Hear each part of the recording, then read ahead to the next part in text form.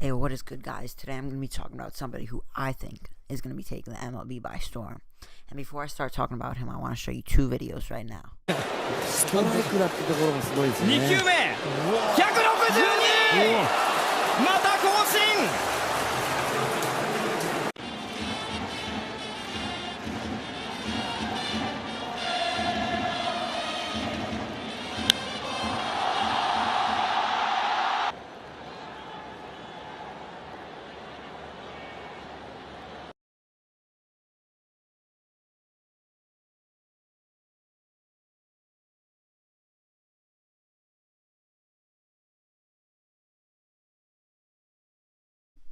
Yep, and now you can see why his two names are Shohei Ohtani and the Japanese Babe Ruth.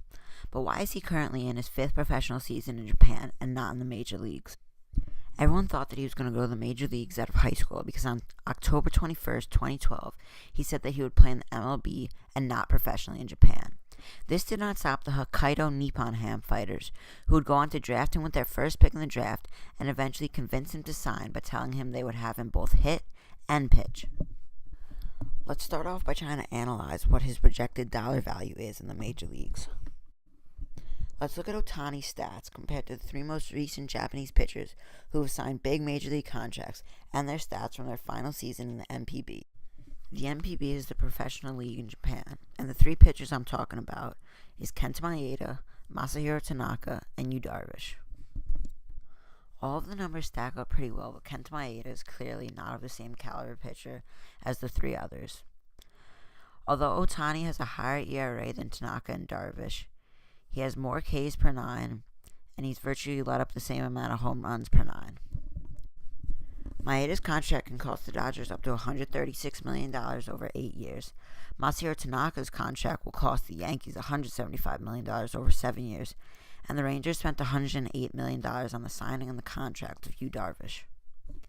Kenta Maeda was 27 when he signed with the Dodgers. Masahiro Tanaka was 25 when he signed with the Yankees, and Yu Darvish too was 25 when he signed with the Rangers. Shohei Ohtani just turned 23 on July 5th. I don't think it's right to try and value a contract of Shohei Ohtani based off of Kenta Maeda or Yu Darvish. This is because Yu Darvish signed with MLB teams before they went on a frenzy of signing international talent, whether it was Cuban-born or players from Japan. And Yu Darvish helped start that craze. And Kenta Maeda just isn't the same caliber player as Ohtani, and he signed at the age of 27. So our best guess as to the closest contract of what Ohtani will receive is Masahiro Tanaka's contract of $150 million over 7 years. But this is not accounting for a few leverages that Ohtani has over Tanaka. Ohtani throws harder than Tanaka. He will be younger than Tanaka when signed. And no, I haven't forgot about the fact that he also hits baseballs through the roofs of domes. So if Shohei Ohtani is really more valuable than Tanaka, we're looking at an average salary of about $25 million a year. And he is younger, so if he signs a 10-year deal through his age 33 season, then he'd be getting a 10-year, $250 million deal. Let me read to you guys a short piece from an ESPN article on Shohei Ohtani. Here's what the ESPN article reads. Ohtani compares well to all of them. Darvish is a Cy Young candidate when healthy. Tanaka has been an all-star and received down-ballot Cy Young votes. Maeda has been a league-average pitcher. If Ohtani hit the middle mark Tanaka, he'd project to be worth around 3.5 WAR over 180 innings and allow about 75 runs. That's incredibly valuable. That's a pitcher who'd be worth $30 million or so per year, and he's only 22, which means that the club that signs him could keep drawing ace-level value for years with relatively minimal risk. Let's look at his hitting and see why it's quite possibly a burden for the MLB team that signs him. I want to focus on his 2014 through 2016 season and not the 2013 season, as it is not a fair gauge because he was 18 years old and playing the outfield for the only time in his career.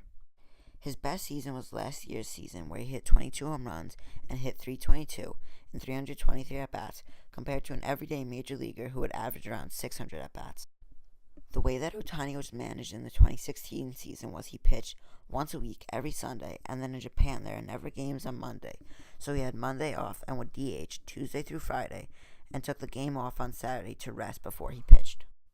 So now as the two-way player in the MLB who pitches every 5th day instead of every 7th, and has days before and after starts off, worth the trouble of having DH just 2 times every 5 days. And will hitting be too much to handle now that he's pitching every 5th day and not every 7th day? Let's go back to those hitting statistics, and as they may seem great, they're the main reason why Ohtani has only pitched once in the 2017 season and wasn't eligible to play in the World Baseball Classic this past March. Shohei Ohtani has sustained 3 injuries in his career in Japan. His first injury delayed his debut in his first season by a couple of weeks when he sprained his ankle playing in the outfield. His second injury that made him ineligible to play in the WBC was an ankle injury that he aggravated while running the bases. His third injury that cost him the first 2 months of the 2017 season was a left thigh muscle strain that he sustained while attempting to beat out an infield single. Would he have up-to-date an injury-free career if he would have stuck strictly to pitching? I don't know. We don't know what his numbers would be this year if he had not gotten injured. So let's go back to the beginning of the video when I said that he didn't sign with an MLB team out of high school because the Nippon Ham Fighters said that they would play him as a two-way player. So now will he only sign with an MLB team if he is guaranteed to play both ways? We don't know, and there are many questions about the Japanese Babe Ruth that we just don't know the answer to, and we're going to have to wait and see to find out. But to complicate this even more, Shohei Ohtani may wait to sign with an MLB team until he is 25 because of the new collective bargaining agreement. The previous age for international spending limits was 23, but now international spending limits go away once a player turns 25. So if Ohtani signs with an MLB team after the 2017 or 2018 season, then the maximum signing bonus he can receive is $10.1 million. Let's show some support to him and check out the other side where if he were to both pitch and hit, what would be gained for that MLB team. What an MLB team would get if they signed him as a two-way player would be an extra roster spot if an AL team signs him. He could be a DH and a starting pitcher. If an NL team were to sign him, they would get a starting pitcher and a quality bat in the lineup each time he pitches, and they would have flexibility and be able to use him as a pinch hitter. That is good and all, but this is still contingent on if an MLB team will take the risk of using him as a two-way player. So many questions still need to be answered about Shohei Ohtani, but it would certainly be awesome if the two-way player was rebirthed in Major League Baseball. In the 2017 MLB draft, it was talked about Hunter Green and Brandon McKay and how they could be the next two-way players in Major League Baseball. But I personally think that Shohei Ohtani has the best chances of being the next two-way player in Major League Baseball. Tell me what you guys think down in the comments. Hold on to